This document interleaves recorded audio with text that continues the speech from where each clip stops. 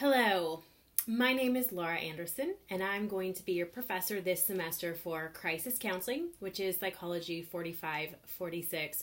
So, welcome to class. This is a video that I'm making for you that is going to go through just the specifics of our course, the specifics of our syllabus, some expectations that I have, and hopefully be able to answer a bunch of your questions. As I know that if you've already looked through the syllabus, there's probably some unfamiliar types of assignments that you have. So I am going to invite you at this point to take out your syllabus. And while you're doing that, I'll just let you know this is definitely one of my most favorite courses to teach. I've been involved in all sorts of different crisis counseling settings, everything from working specifically with crisis counseling to, of course, a lot of different areas of therapy where, of course, crisis is involved. Of course, you guys already probably know that I'm in private practice, and so I'm not in the thick of the crisis counseling like some people are, but I have clients every day who are in crisis situations, traumatic situations, and so this is something that I'm very familiar with, and I think that by the end of this course, you'll see why crisis counseling is so important, as well as how you can integrate it into different aspects of your life. So, now that you probably have your syllabus out, we are going to start going through it. We'll just kind of go from top to bottom. And like I said before, this is a video that can hopefully answer most of your questions. I do encourage all of my students, or request that all of my students, watch this video, read the opening announcement and the opening emails that I have sent out before you would ask any questions. I have taught this class several times, and so I usually know how to anticipate for most of the questions. And between those three resources, you're probably going to have most of them answered. Like I said, if there are still questions after those three resources are used, please go ahead and email me, and I'm happy to get those questions answered for you. So, let's see, I'm going to just take out my syllabus too, and we're going to start going through it. So of course, you'll see the learning objectives and outcomes. Those are the things that you're going to be learning during this course. The second thing we're going to talk about is our textbooks. And so I know I've received questions for this course and in past courses like, do I really actually need the textbooks? And the answer is yes.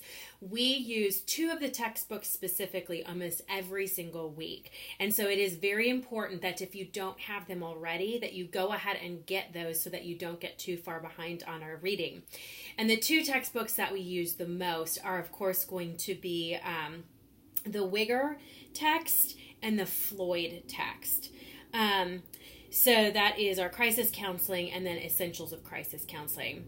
You're also going to want to get the pocket guide to crisis intervention, and that's going to help specifically with your week 3 and 4 assignments, although you'll be able to use it during the whole course.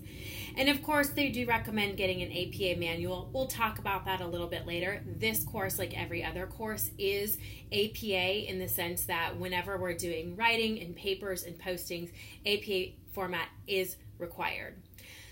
On that note, let's see, with the APA writing, and we'll kind of get through this too, you'll notice in the technical requirements, you're obviously required to have a computer and internet and Microsoft Word and Outlook. There's a couple different types of assignments in this class that are going to require either PowerPoint presentations, PDF files, or Microsoft Word. Those are the only three formats that I accept our assignments in, and that is so that I can grade them accurately, leave appropriate feedback, and those sorts of things. I do not accept rich text formats, Pages, which is the Microsoft or the MacBook software. So it is absolutely essential that if you don't know how to convert those files into a Microsoft file, that you learn how to do that. Those are the only formats that I use. So we got our computer, internet service, internet browser, all of those fun things. None of those things have switched from any other class. You'll notice too, it talks a little bit about the Crown Help Desk, and this really is the best way that you guys can get a hold of anybody to help with technological aspects, email, Canvas, those sorts of things. I do have students who will email me and say, oh, this isn't working or that isn't working, and I appreciate the fact that you email me, but I have very limited capacities as far as how I can help you on a technological standpoint. And so I will always encourage you to go to the Crown Help Desk. And just so you know that if you do submit a ticket to the Crown Help Desk, they also send that information to me, so I am kept aware. And of course, you can keep me aware of what's going on. But if there are technological issues, questions about Canvas, email, those sorts of things, that is going to be your first point of contact. So that is kind of the nitty-gritty of it.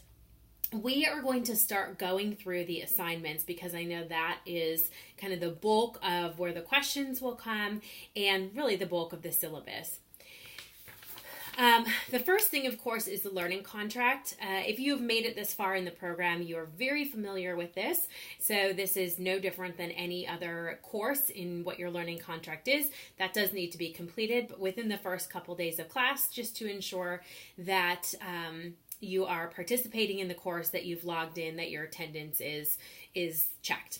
So there's that. Of course, reading is one of our assignments. We do have reading assignments almost every single week, which is why it is so important to have those books, especially, again, the Floyd text and the Wigger text. So that is the reading assignments. The next assignment is kind of a two-part, well, not kind of, it is a two-part assignment due weeks 3 and 4. And that is the educational pamphlet and then the crisis dialogue.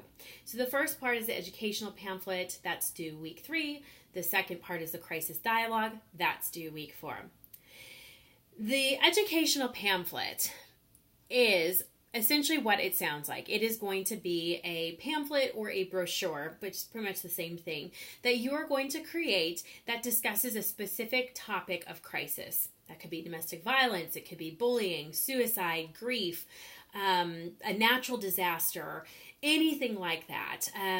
There's a wide variety of topics that you can choose from, but you're going to want to pick a topic and start doing some research to create some sort of an educational pamphlet that needs to be the quality that if you were to want to offer services, you could actually offer this pamphlet as a piece of information. You could drop it off at churches, community centers, those sorts of things. So the information in that pamphlet is going to need to have some general information that's very specific to the crisis that you're talking about. And you're going to want to make sure that's going to include maybe symptoms, common reactions, different forms of support, maybe some general information about that, coping skills, suggestions, those sorts of things, as well as any community or online resources that are available. Now, the one thing about this is that any resources and any information that you do put into it absolutely has to be accurate. Meaning, if I were to check a statistic or I were to check an email address or a website or a phone number, that it would be accurate to whatever you are talking about. This is something that, while I know you guys are not in a graphic arts course, this does need to be professional in the sense that there needs to be an element of creativity or visual appeal to it, even though that's not the sole focus of it. But there are some points that are graded for creativity and just the overall appearance of it. Like I said, this needs to be a professional quality in the sense that you really could take this and hand this to somebody or an organization should they need information on this or should they need resources on this. Your treatment planner is going to come in helpful here because there's some great crisis ideas in there in terms of topic, as well as it would be able to then help you through the next part of the assignment, which we'll get to in a second. But that's the educational pamphlet. That you'll probably need to save either in a Word or PDF format. Again, one of those two only is what I require. And that will be due the end of week 3. Okay, so that's the educational pamphlet.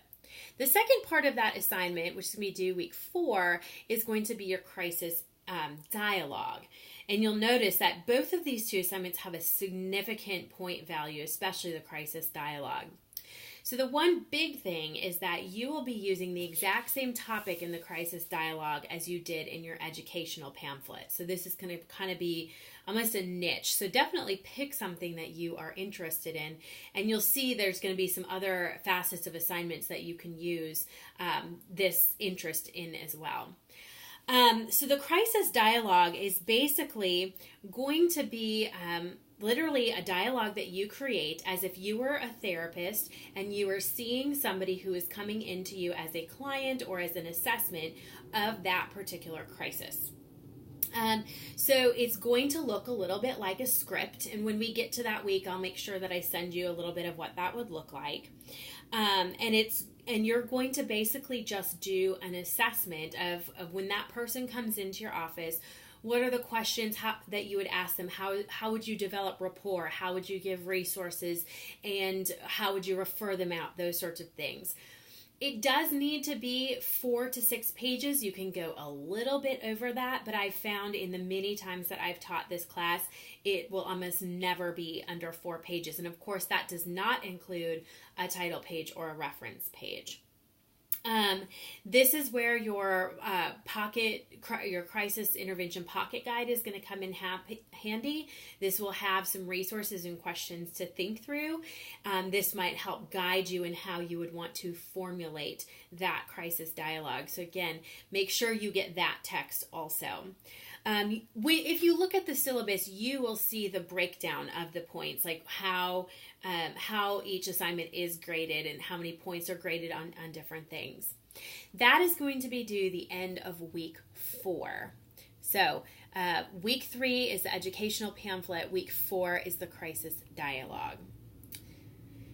The next assignment is our PowerPoint presentation. And for those of you who are minoring in drug and alcohol counseling, this is going to be that element that fulfills the drug and alcohol requirement. So you are going to be creating a PowerPoint presentation that outlines the emotional and physical needs of somebody who is using substances. It could be drugs or alcohol. There is a lot of leeway within this project, but at the same time, you do need to be thorough. So this information needs to be well researched, just like the information that we have in the crisis or in the educational pamphlet in the crisis dialogue. Anything that you're citing in here, statistics, facts, definitions, those sorts of things, they all need to be accurate in terms of research, and then of course appropriately cited within the APA structure. There's all sorts of directions that you could go with that. It could include definitions of substance abuse, signs of substance abuse, how other people can help, treatment programs, what it looks like to enable somebody, how the body reacts to different chemicals. There's really a wide variety, but whatever the direction is that you go, you really need to make sure that you are thorough and that you really are addressing both the physical and emotional needs of somebody who is needing help for substance abuse or even is interested in helping others. Again, this is something that needs to be very professional in nature, meaning that you could go out into the community and offer this as a presentation. I actually have had many students in the class who have tweaked a couple things here and there and have been able to offer small seminars on drug and alcohol, substance abuse, addiction, how to support people based off of this presentation. So this is one of the things you'll notice with the assignments in this class. These are all tools that you can be using as you continue in your counseling process. And so I always encourage you to make them the absolute best that you can for that reason, to be able to easily have something like a PowerPoint presentation to just hand to somebody and say, I can come and speak on this. So this, just like the educational pamphlet, does have an element of creativity along with that professionalism. So of course, I know you guys aren't graphic artists and those sorts of things. That's okay. However, it does need to look professional and it does need to look visually appealing. That being said, I don't want big clip arts and pictures and stuff that are filling up, half the slide on every single slide. It does need to have information, but those visual effects can be very appealing and help with the overall presentation. So this slide or this assignment needs to be at least 10 slides long, and that is not going to include a title slide and then the reference slide at the end. Again, if there are any resources that you're using, which you likely will be, you would need to make sure to have a separate reference page that is structured in APA formatting. That is due the end of week 5. So we're going to move along here to the community referral notebook. And I have to be honest, this is probably one of my favorite assignments. I really like all the assignments in this class just because of the breadth of research that you guys are getting and the creativity and how you get to display and how personal it is to you. But the community referral notebook is something that I am going to right now encourage you to be incredibly thorough and incredibly creative with, because this is one of the tools that if you decide to continue to go further into counseling, and whether you're at your bachelor's level or a master's level or going on for a PhD and you're in a community, one of the most helpful things you can do is know the resources that are available to you and available to your clients. And so that is what the community referral notebook targets. So this is a kind of a notebook that you are going to create, and you need to have at least 30 resources that are in your community or the communities around you. I know that some of you do live in small towns, and that's okay. So you would look for community resources within your community, but then you could maybe look 15 miles out or 30 miles out or 60 miles out. I knew I grew up in a very, very small town, somewhere around 2,000 to 3,000 people, depending on kind of the year. And so we didn't have a lot of resources right within our city.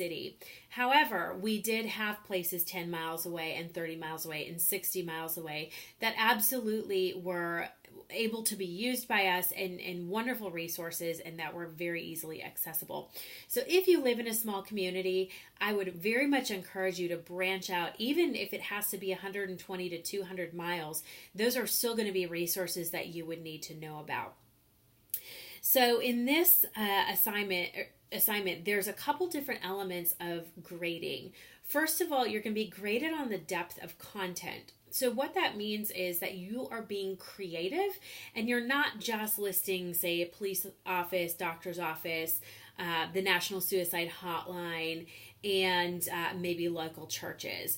You are looking deeper. Maybe there's food pantries. Maybe there's specific drug and alcohol. There is suicide hotlines within your community. There's domestic violence resources, after school care, natural disaster relief, anything, welfare, anything like that. Anything that if you were to think, gosh, if I have clients down the road who are struggling with a crisis moment, what are some of the resources that they would need?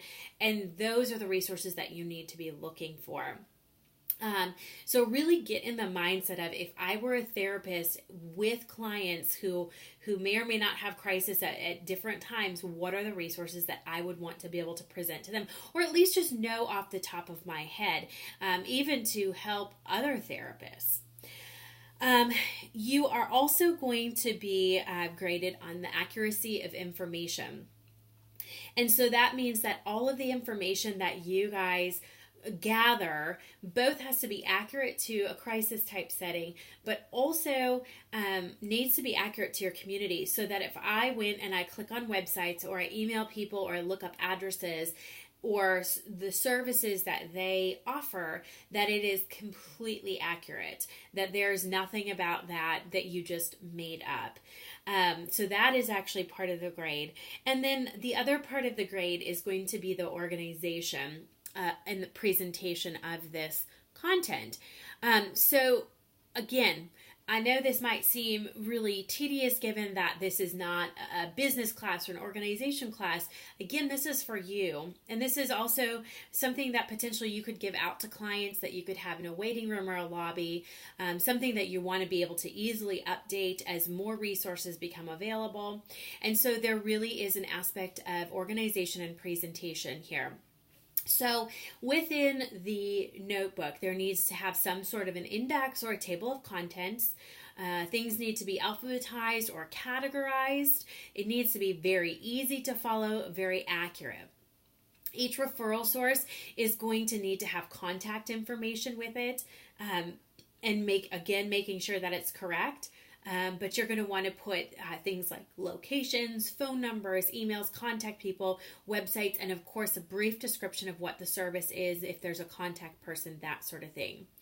We are very much a society that relies very heavily on the internet, so it is incredibly important that you include things like websites and emails. And nowadays, even in small communities, that is a part of how they do their marketing and how they do their communication is websites and is email and those sorts of things. So make sure all of that is included in there. So the community referral notebook is going to be due the end of week 6. Okay. The final assignment is going to be an interview paper. And this is, I really like this too, because you are able to talk to somebody who's in the trenches, who's doing crisis counseling every day, or at least that it's a bulk of their job.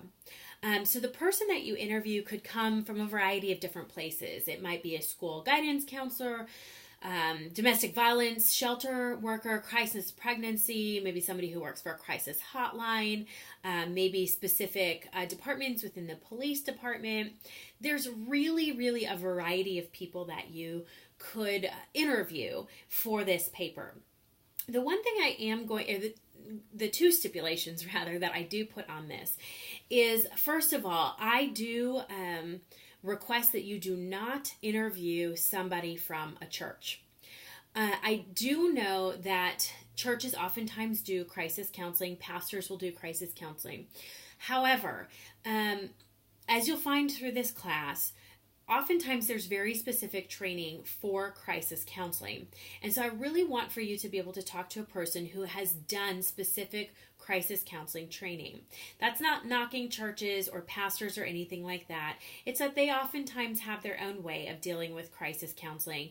And I'm not saying that's bad or good or right or wrong or anything like that. But when we're talking about it in a professional sense, I really would like you to be interviewing somebody who does it in a non-church or non-parachurch ministry organization, just so that you're getting that professional crisis counseling aspect to it.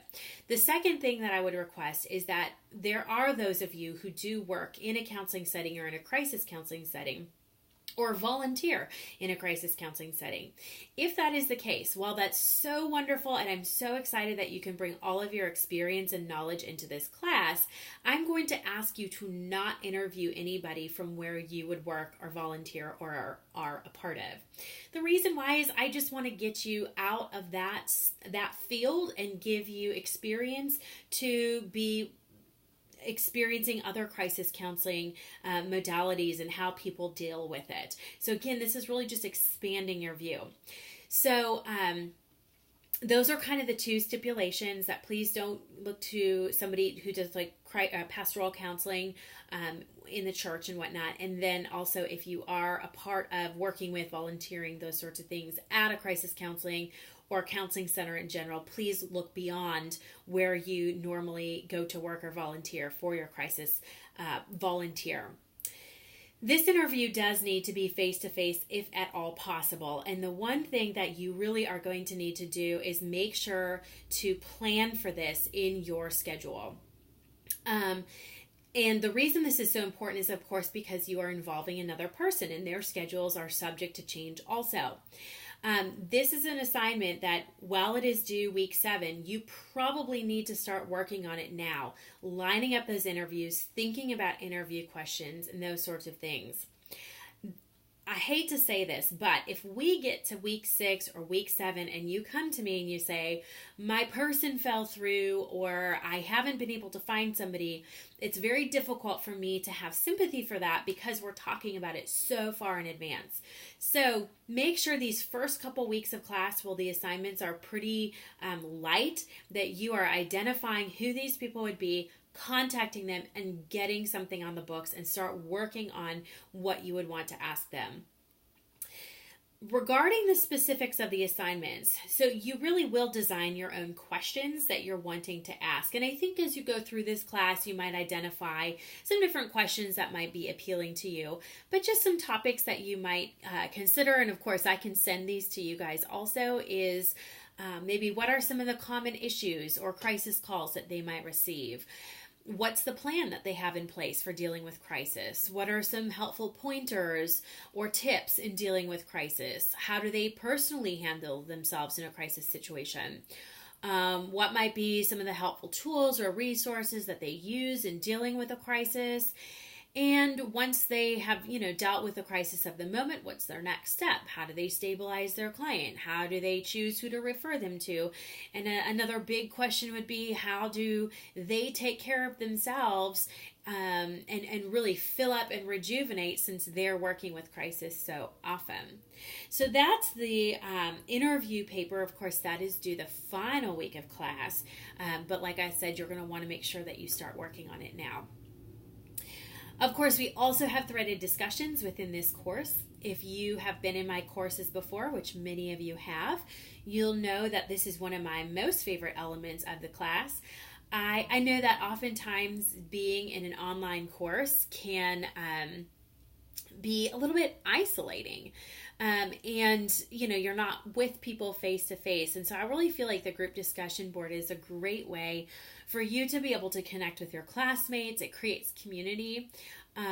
You get to work with your classmates. You get to hear from them. We all have so many amazing, wonderful, and valuable experiences that it's wonderful to be able to glean information and knowledge and wisdom from them. And this is something that I really like, in terms of being able to both connect with you as a student, as well as really challenge and help you grow. Like I said, for those of you who have been in my courses before, you know that I'm very interactive, and you know that I love to ask challenging questions that make you think outside the box. I love to play devil's advocate. I love to push the envelope a little bit.